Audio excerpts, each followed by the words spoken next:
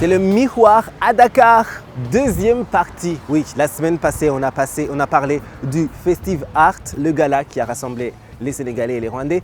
Aujourd'hui, on entre dans le vif de notre visite, de notre découverte de Dakar, mais aussi de l'île de Gorée. Ce sera dans l'émission d'aujourd'hui. On se trouve maintenant au pied du monument de la Renaissance, un endroit emblématique pour toute personne qui visite Dakar, mais aussi pour tout Africain et l'histoire de l'Afrique en général. On va en savoir un peu plus sur ce qu'il y a à l'intérieur, sur sa signification. Et puis, dans la deuxième partie, on partira découvrir l'île de Gorée, si significative également. Et on finira avec un petit défi qui sera relevé par des étudiants rwandais ici au Sénégal. On sera à la plage. Allez, tout de suite, on commence avec la découverte de ce monument de la Renaissance africaine. Suivez-moi. Pour arriver à entrer là-bas, il faut faire 198 marches. Bon, si j'arrive à faire ces 198 marches, je vous promets que je ne fais plus de sport pendant, 2 ans. Allez, suivez-moi tout de suite. On va en savoir un peu plus sur cet endroit, mais aussi parler avec son responsable. Allez, c'est maintenant.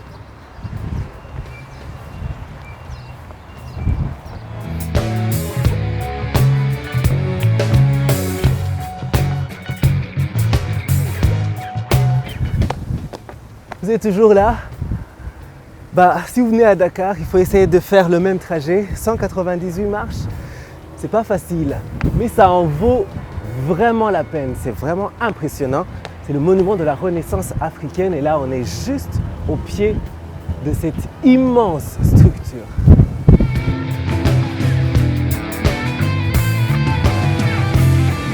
Ce monument de la Renaissance africaine, comme l'indique son nom, est un monument qui n'appartient pas au Sénégal. Il est situé à Ouakam, à Dakar, mais il n'appartient ni à Ouakam, ni à Dakar, ni au Sénégal. C'est un monument qui appartient à l'Afrique, à tous les Africains, et à l'homme noir de la diaspora et du continent. Il signifie ce que l'Afrique aspire à être. Il est projeté donc dans le futur, mais en s'enracinant très fortement dans, comme disait Senghor, dans les valeurs fécondantes du terroir. Le monument de la Renaissance africaine reprend une idée qui est très vieille, et qui a été posée, je crois, de tout temps dans l'histoire, notamment dans les périodes les plus difficiles de l'histoire africaine, mais de manière plus nette au sortir de ces terribles moments qui ont vu le noir, disons, souffrir durement. Ou on pourrait être tenté de perdre une estime de soi. On pourrait être tenté de penser qu'on est moins valeureux, moins représentatif que les autres. C'est à ce moment-là qu'on a surtout développé, à partir de grandes réunions, de grandes conférences, à Londres, aux États-Unis, partout, en Europe et en Afrique, de grandes rencontres qui ont dit il faut qu'on se mobilise.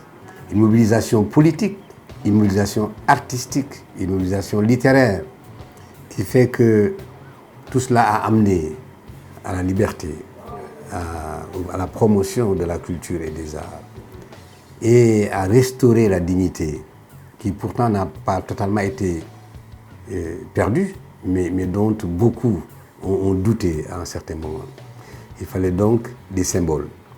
Et ces symboles, les intellectuels et artistes noirs l'ont pensé, ils l'ont voulu et ils l'ont mis en œuvre. Les pionniers des indépendances africaines l'ont également voulu et ont commencé à le mettre en œuvre. Le monument de la Renaissance africaine dit donc que l'Afrique, par ses Africains, par ses fils, par ses intelligences, a la possibilité et le devoir de faire en sorte qu'elle émerge, qu'elle soit un continent respecté, elle l'est, mais qu'elle le soit davantage, que l'Afrique soit un continent puissant, fort, mais un continent ouvert, respectueux de toutes les valeurs humaines et qui tend la main à tout le monde. C'est le sens de cette famille, de cette statue, qui sort des profondeurs de l'ignorance, des profondeurs des difficultés, et qui s'ouvre au soleil, avec comme personnage principal de cette famille-là l'enfant. L'enfant que les parents portent et qui pointe le doigt vers les Amériques, vers la diaspora. C'est un message diasporique. Mais comme j'ai dit tout à l'heure, c'est également un message planétaire, un message mondial, en direction de toute l'humanité. Vous avez pu le constater d'ailleurs en visitant la statue. Nous essayons d'avoir à l'intérieur, au-delà des Africains, toutes les personnes, tous les héros qui ont œuvré ici ou ailleurs à donner un sens aux choses, un sens aux mots, un sens à la pensée, un sens à l'action au profit de l'humanité. Parce que nous sommes convaincus. Le monde, l'humanité ayant pris naissance en Afrique, l'Afrique est le berceau de l'humanité, l'Afrique a un rôle important à jouer pour réunir l'ensemble de ses fils qui sont les fils de la planète. Et voilà, nous sommes maintenant arrivés au sommet de ce monument de la Renaissance africaine. Ouais, d'ici, on peut voir tout Dakar.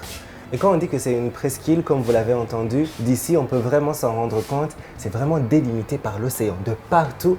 Et mon Dieu, qu'est-ce que c'est beau! Et d'ici aussi, on peut voir les visages de la mère et de l'enfant. De l'autre côté, nous sommes en plein milieu de la tête de l'homme, de cette grande statue du monument de la Renaissance africaine. Waouh, ça c'est impressionnant, vraiment. Allez, on continue la visite, suivez-nous.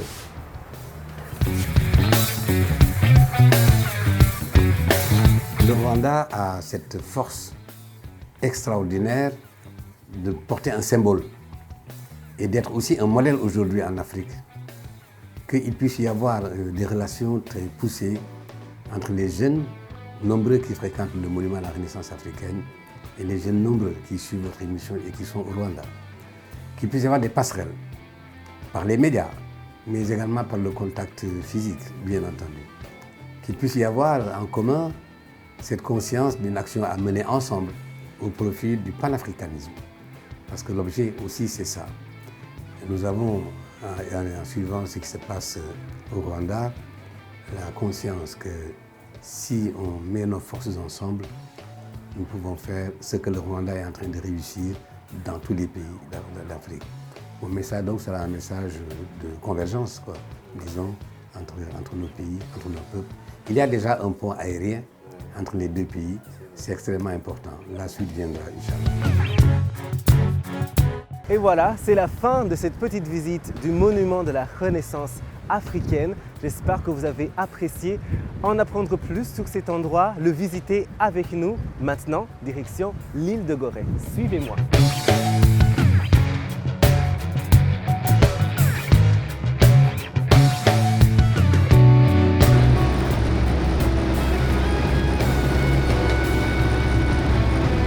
L'émission Le Miroir. Aujourd'hui, comme promis, nous vous emmenons à la découverte du Sénégal, de Dakar, mais aussi de l'île de Gorée, juste derrière moi.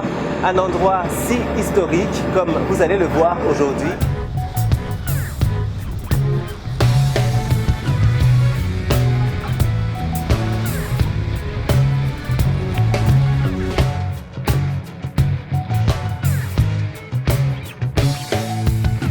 Voilà, toute l'équipe est là. Le tour de l'île de Gorée commence tout de suite avec notre guide du jour. Oui, je m'appelle Tala, je suis un habitant de l'île de Gorée parce qu'actuellement il y a 1800 personnes qui vivent ici sur l'île de Gorée. Et voilà, c'est parti pour la découverte de cette île de Gorée si riche en histoire, si importante pour l'histoire de l'humanité et du continent africain. Et pour faire ce tour, je ne suis pas seul, j'ai le plaisir d'être accompagné par le président de la communauté rwandaise ici au Sénégal, Patrick Karamaga, mais aussi la DJ internationale, DJ Princess Flore, et les Inayoberana, c'est un club traditionnel reconnu dans le monde, applaudi partout et qui nous vient du Rwanda.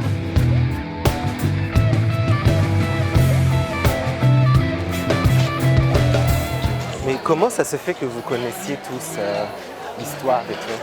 Bon, en fait, déjà, être un habitant de l'île de Gorée, ça joue un peu aussi, parce que tout le temps, tu entends donc des vieillards qui expliquent un peu l'histoire de Gorée.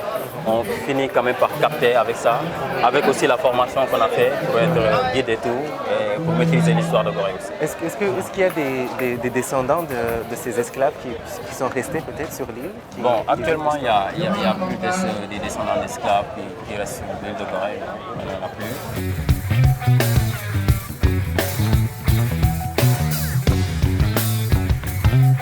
Vous avez en face la statue de la libération de l'esclavage. Et c'est une statue aussi qui nous a été offerte par nos frères guadeloupéens. Ils nous ont fait la statue en 2002, le 31 juillet, parce que 2002 correspondait au bicentenaire de la révolution de l'esclavage en Guadeloupe, qui était en 1802. Et si vous regardez la maison, cette maison, elle est faite en forme de bateau. Vous voyez la forme de cette maison? En forme de bateau. Et les maisons qu'on voit ici, construites en forme de bateau, celle-là, par exemple, ça appartenait à une signare qui s'appelait Victoria Albis. Donc la maison, elle date de 1771. Les signares, c'est-à-dire dans la maison des esclaves, il y a une cellule qu'on appelle la cellule des jeunes filles. C'est les jeunes filles noires, bien sûr. Et les marchands européens, lorsqu'ils quittaient leur pays pour venir en Afrique, ils ne venaient pas avec leurs femmes. S'ils avaient besoin d'une femme, ils avaient le droit d'aller dans la cellule des jeunes filles, chercher les jeunes filles très belles et de coucher avec ces jeunes filles. Mais s'ils constataient qu'une de ces jeunes filles était en état de grossesse, ces jeunes filles-là, on les offrait la liberté et une maison d'où elles vivaient tranquilles avec leurs enfants métis. Les enfants métis là et leurs mamans africaines, c'est eux qu'on appelait les signares. Et le mot signare, ça vient du mot portugais senhora. Senhora veut dire madame en français, déformé par nos anciens, parce qu'ils avaient des difficultés pour prononcer le mot portugais. S'ils voulaient dire senhora, ils disaient tout simplement signare.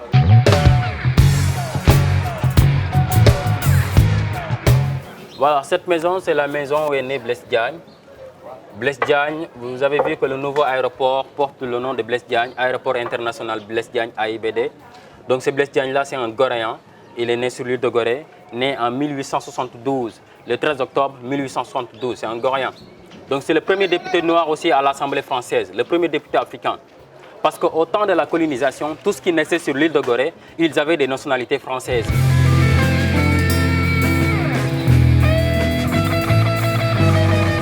Là, c'est une galerie qui travaille à base de sable naturel. Donc, on a ici au Sénégal et les pays limitrophes, comme la Mauritanie, Mali et Gambie. Et c'est à partir de ces sables qu'on arrive à faire tous les tableaux qu'on voit ici. Voilà, donc pour commencer, on a ici le sable blanc. Donc, c'est les places de Saly, Hambourg. Donc, Saly à 82 km de Dakar, la petite côte.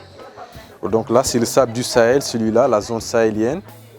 On a aussi le sable du désert de Ténéré. Donc, le Ténéré désert, c'est là où passaient les rallyes Paris-Dakar à l'époque. Donc le sable jaune, c'est le désert de Lompoul. Lompoul à 180 km de Dakar, au nord du Sénégal, celui-là. Donc les oasis de Lompoul. Les places de Gorée, le sable de l'île de Gorée, le sable local, celui-là. Okay, on a aussi les mines de fer de Guelb en Mauritanie, à Zouérat, les sables ferreux de Mauritanie. Donc le vert, c'est les mangroves des îles du Siné Saloum au centre du Sénégal. Là, c'est les palétuviers en allant vers Gambie. Les dunes du lac Rose, à 45 km de Dakar, le lac Rose, c'était l'arrivée des rallyes Paris-Dakar, celui-là. Okay, on a aussi les places de Cap Skirring au sud du Sénégal, en Casamance. Donc Casamance, c'est la région verte du Sénégal. Et enfin le noir, le sable volcanique, le volcan de Mamel. Voilà, donc Mamel, c'est là où se trouve le monument de la Renaissance. Donc au total, on arrive à utiliser jusqu'à une quinzaine de couleurs de sable. Et la colle, c'est la sève de baobab, mais qui est extraite et mélangée avec la gomme arabique. Là, c'est la partie la plus passionnante, la projection des différentes couleurs de sable. Donc, du plus foncé au plus clair, contrairement à la peinture. Donc, après, on va voir le résultat final, si c'est beau. Si l'artiste mérite des applaudissements, nous allons faire pour l'encourager.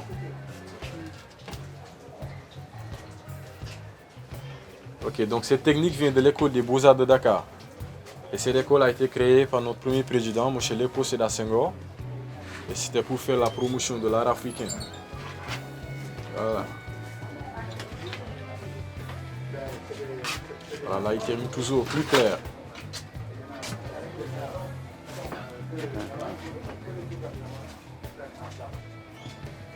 Ok. Donc là on a l'impression qu'il fait du n'importe quoi là. On va voir qu'est-ce que ça mérite, des applaudissements ou bien des sifflements. Attention, et voilà. Wow.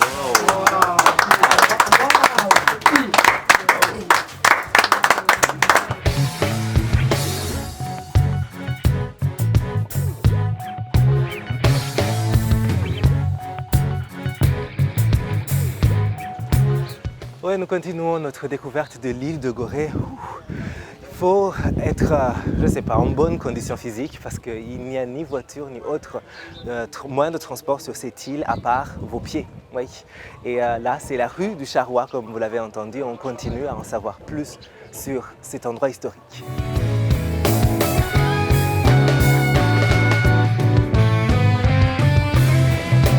Donc là, c'est le mémorial de Gorée. Le mémorial de Gorée construit en 1999, inauguré le 31 décembre 1999. L'architecte aussi, c'est un Italien du nom de Ottavio Di Balassi. Donc le mémorial de Gorée, ils l'ont construit en forme de voile, comme les bateaux qui transportaient les esclaves à l'époque.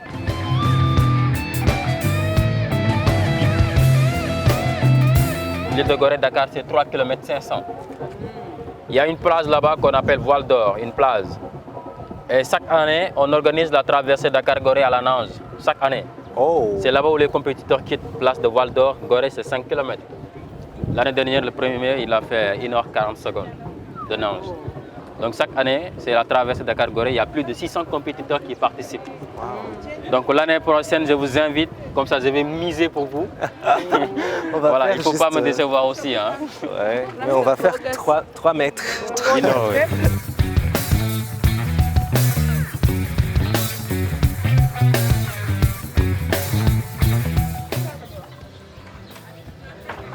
J'espère que vous êtes prêts. On va finir ce tour de l'île de Gorée avec la maison des esclaves et bien sûr la porte du non-retour par laquelle les esclaves qui partaient pour les Amériques passaient et disaient au revoir au continent où ils avaient connu la vie. Voilà, donc cette maison, comme je l'ai expliqué, c'est la dernière maison des esclaves. Et c'est une maison qui date de 1776, la seule conservée pour les visiteurs, mais on en avait 28. Donc chaque maison pouvait contenir 150 à 200 esclaves. Mais les esclaves, on les séparait de cellules selon l'âge et le sexe. Il y a des cellules pour les hommes, pour les femmes, pour les jeunes filles et pour les enfants. L'étage, c'était pour les Européens, c'est les marchands européens qui vivaient à l'étage. En bas, c'était pour les esclaves. La grande question que l'Afrique se pose, c'est comment les Européens avaient le courage de vivre tranquille à l'étage, alors qu'en bas, c'était la souffrance. Des enfants qui criaient à l'appel de leur mère, ou bien des mères aussi qui voulaient voir leurs enfants. Comment ils pouvaient vivre avec tout ce qui s'est passé en bas? C'est la grande question de l'Afrique. Mais les hommes, comme je vous l'ai dit, on les pesait pour savoir leur poids. Si vous regardez bien ici, on a marqué chambre de pesage. C'est cette grande salle-là qu'on pesait les hommes pour savoir leur poids. Parce que le poids minimum pour être esclave à l'époque, c'était 60 kg. Les hommes qui n'avaient pas 60 kg, on dit qu'ils ne sont pas aptes pour être esclaves. C'est pourquoi on a une cellule ici qu'on appelle la cellule des inaptes temporaires. Inaptes, donc, c'est les esclaves de moins de 60 kg.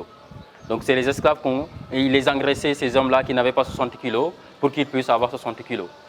3 mois ou 3 mois et demi, ils les engraissaient. Haricots mélangés avec huile de palme. Donc, les cellules pour les hommes, c'est des cellules de 2,60 m sur 2,60 m. On a mis 15 à 20 personnes ici. 20 esclaves. Et les esclaves, ils étaient assis. Assis, le dos contre le mur, les mains chaînées et le cou. On les attachait les mains et le cou. Les hommes aussi, on les libérait une fois de leur cellule. Une seule fois par jour. Pour leur permettre de faire leurs besoins d'or. Une fois par jour. C'est-à-dire, s'ils avaient besoin de faire encore leur toilette, ils sont obligés de faire leur toilette ici. La saleté que ces esclaves vivaient dans leurs cellules, cette saleté-là a causé une épidémie de peste en 1779. À cause de l'épidémie de peste-là, ils étaient donc les esclaves malades à la mer pour éviter de contaminer les autres. Les esclaves qui partaient dehors pour faire leurs besoins, on les attachait encore les pieds avec une boule qui pèse 10,3 kg au milieu de cette chaîne. Vous savez que l'île de Gorée est entourée par la mer. La seule possibilité de s'échapper ici, c'est par la nage. Avec cette boule de 10,3 kg, même pour un bon nageur, s'il essayait, il coulait automatiquement. Donc la cellule réservée pour les enfants. Il y a une autre cellule à l'intérieur aussi. Donc 2 cellules, on pouvait mettre 45 voire 50 enfants. La cellule réservée pour les jeunes filles vierges. À l'époque, signe de virginité, c'était les jeunes filles qui avaient les seins bien ouverts. On les gardait ici. Donc les Européens palpaient les seins des jeunes filles. Donc on les mettait ici, les jeunes filles vierges. L'étage, c'était pour les Européens, comme je l'ai expliqué, ils ne venaient pas avec leurs femmes. S'ils avaient besoin d'une femme, ils avaient le droit de venir chercher les jeunes filles ici et de coucher avec ces jeunes filles. Là, cette cellule, on a marqué cellule des récalcitrants. C'est les esclaves qui ne voulaient pas obéir. Ceux qui se rebellaient, les têtus, on les mettait ici. La punition, c'est qu'un esclave, il ne pouvait pas se tenir debout à l'intérieur. Une fois qu'on les mettait ici, donc il ne pouvait pas se tenir debout. La seule préoccupation des gardes, c'est de refermer la porte après les esclaves. Le nombre qu'ils mettaient à l'intérieur, ça allait égal. Donc on pouvait mettre 8 ou 10 esclaves même à l'intérieur pendant 21 jours. On a reçu un privilège Nelson Mandela. Il a visité la maison des esclaves en 1991. Et lors de sa visite, Nelson Mandela, au premier temps, il voulait rentrer, mais le protocole n'avait pas accepté, à cause de sa sécurité comme ça. Mais il a fini quand même par rentrer. Il a presque mis 3 minutes à l'intérieur. Tout le monde l'attendait dehors. En revenant, il avait les larmes aux yeux. Derrière moi, il y a une porte qui donne sur la mer. Cette fameuse porte qu'on appelle la porte du voyage sans retour. Mais avant la porte du voyage sans retour, on a 2 salles ici. Ces 2 salles, on les appelle les salles d'attente. C'est-à-dire les esclaves, avant de partir, c'est dans ces 2 salles-là qu'on les mettait. On les mettait dans ces 2 salles, attassés 2 par 2, avec toujours cette boule de 10 kg 300 pour leur empêcher de s'échapper à la nage. Tous les esclaves qui partaient aux Amériques, ils perdaient leur nom d'origine africain. C'est avec des numéros de matricule qu'ils partaient. Esclave numéro 1, numéro 2, numéro 3, comme ça. Une fois aux destinations, c'est à leur maître de leur choisir de nouveaux noms. Si les esclaves étaient à Cuba, on leur donnait des noms espagnols. Brésil, des noms portugais. Anti-française, des noms français. Aux États-Unis, on leur donnait des noms anglais. Les esclaves malades aussi, on les jetait à la mer par cette porte-là. Donc, ils étaient dévorés par les requins. Tout ce qui passait la porte, soit c'était pour partir ou pour mourir. Mais ils ne revenaient plus jamais. C'est pourquoi la porte, on l'appelle la porte du voyage sans retour. Une fois franchi donc cette porte, c'était adieu l'Afrique, les esclaves, ils ne revenaient plus jamais. Donc ils disaient bye bye Africa à partir de cette porte-là. Nous avons reçu en privilège aussi le pape Jean-Paul II en 1992. Le 22 février, il a visité la maison des esclaves. Et durant sa visite, le pape a demandé pardon au nom de l'Église. Parce qu'il y avait aussi l'Église. L'Église était impliquée. C'est pourquoi le pape a demandé pardon au nom de l'Église. Mais la dernière phrase de l'Afrique, c'est oui pour le pardon, mais non à l'oubli. On peut pardonner, mais on n'oublie jamais. C'est pourquoi cette maison est conservée pour les générations futures. Pour qu'on leur explique l'histoire qui s'est passée dans cette maison, afin que l'histoire ne se répète plus jamais. On pardonne, mais on n'oublie jamais. Hein? Voilà, donc c'est la dernière phrase de l'Afrique.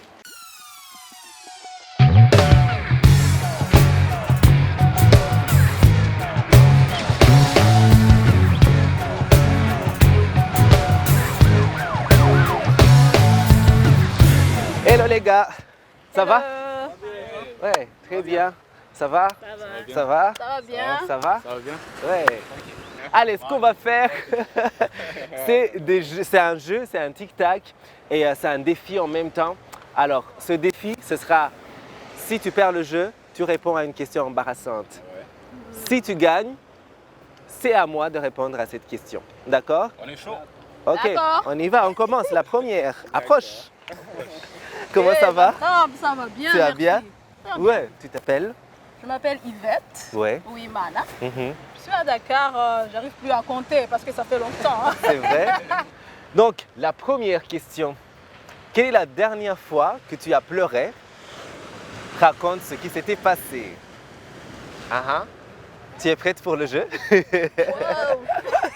Et partagez. 1, 2, 3.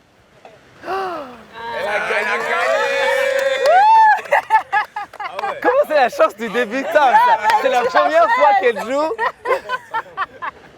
Et en plus, elle gagne. Oh là là. Ah oui, je suis chanceuse. Alors, moi. la dernière fois que j'ai pleuré, alors c'était un film que je regardais, que je vous conseille de voir. C'est When They See Us. C'est sur Netflix. Et c'est. Tu as vu ça? Oui. C'est de Ava DuVernay. Et heureusement que j'étais seule à la maison parce que j'avais les larmes aux yeux. J'aurais aimé te Bravo voir. Yvette. Hein. Merci beaucoup. On applaudit pour elle. Hey. Ouais, on continue avec nos amis. Maintenant, c'est au tour de Patrick. Comment ça va? Ça va très bien. Ouais, Toi? ça va très bien. Un peu chaud, je l'ai dit plusieurs fois. Effectivement, Il oui. faut que j'arrête de le répéter. En plus, il y a l'eau juste derrière. Il paraît que si je me mets à nager dans cette direction, j'arrive à New York. Effectivement, tout droit, tu vas à New York.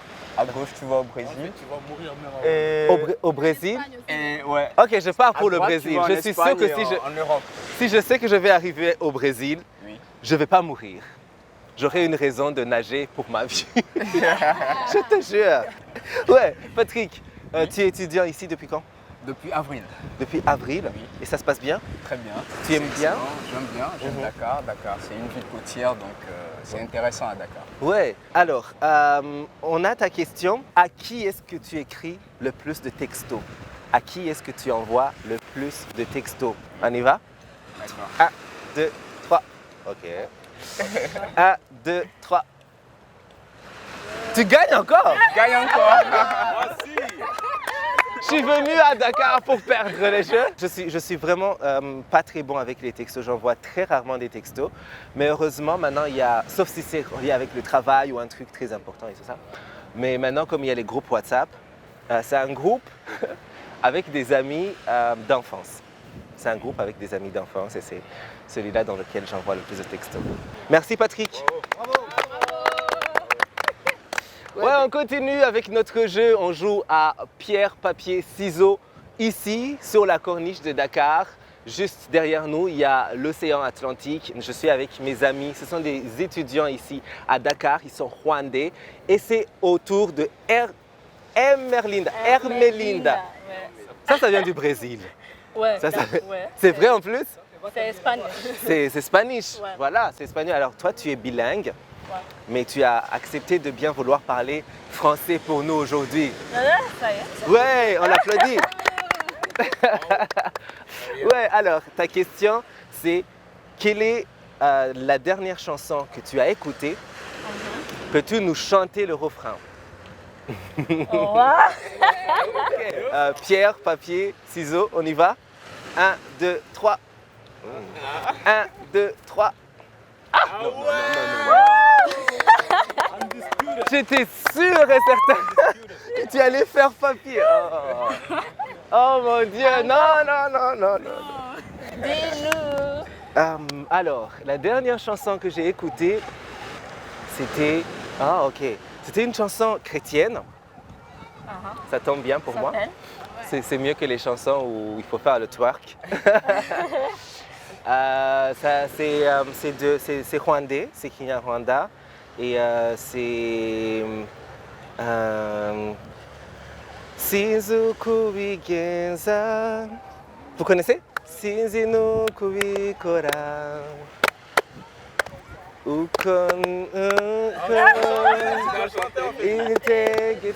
C'est devenu Kinyarwanda.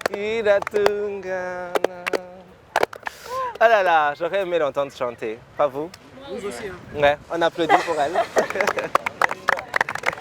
Ouais, maintenant nous sommes avec Madou, c'est ça? Ouais. Ouais, c'est pas très courant comme nom pour les Rwandais. En fait, c'est courant ici en Afrique de l'Ouest. En Afrique de l'Ouest. Tu peux pas jeter une pierre sans tomber sur quelqu'un. C'est vrai. Tu lances une pierre et tu commences à dire je m'excuse à Madou. Ouais, parce qu'on ne sait jamais. Ça passe. Donc tu es né ici? Non, je suis né au Rwanda en fait. Ouais. Mais tu es ici depuis quand? Je suis ici depuis 2012. Depuis 2012. Ouais. Question piège, tu préfères ici ou le Rwanda? Non, je suis pleinement les deux en fait. Je suis rwandais avant. La question, ça va être à quelle danse est-ce que tu excelles? Peux-tu nous montrer? Ah ouais. Ouais. Ça c'est une question pour... Ça devrait même pas être un jeu avant. Il devrait perdre d'office. Est-ce qu'il peut perdre d'office? En fait, on était ensemble pendant les cérémonies là. Oui. Et moi, j'ai montré quelques trucs, mais vous n'avez pas montré le truc. Attends, donc j'espère que tu vas perdre. J'espère que tu vas perdre pour nous montrer. 1, 2, 3. Boum! Là, ça fait beaucoup, hein. Ah ouais. Tu connais. Ok, au revoir. Je pars au Brésil. Non, on vient. Non, mais comme je ne sais pas encore le faire, donc je vais pas. Non, tu peux y aller. Non, j'essaie d'apprendre le truc de Inama de Diamond et Fali, mais je ne sais pas comment on fait. Lequel? Essaye. Non.